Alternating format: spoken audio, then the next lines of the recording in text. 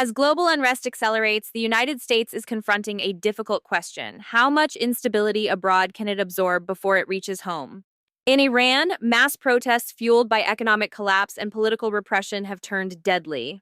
Reports indicate at least 544 people killed and more than 10,600 arrested as the government responds with sweeping internet blackouts, mass detentions, and violent crackdowns. Streets that once echoed with chants for reform are now marked by fear, surveillance, and silence. At the same time, Ecuador is unraveling under a different kind of pressure. Cartel-linked violence has surged to record levels, pushing homicide rates to historic highs. A fragile economy and the removal of fuel subsidies have intensified public anger, while organized crime fills the power vacuum, challenging the state's ability to maintain control. For U.S. officials, these crises aren't distant headlines, they're warning signs. Policymakers fear that prolonged instability abroad could trigger migration surges, economic shockwaves, and social unrest closer to home.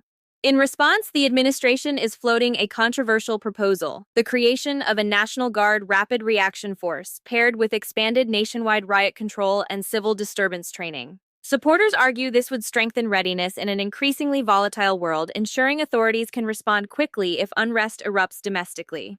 Critics, however, see something more dangerous: a step toward militarizing civilian life, blurring legal boundaries, and eroding constitutional protections.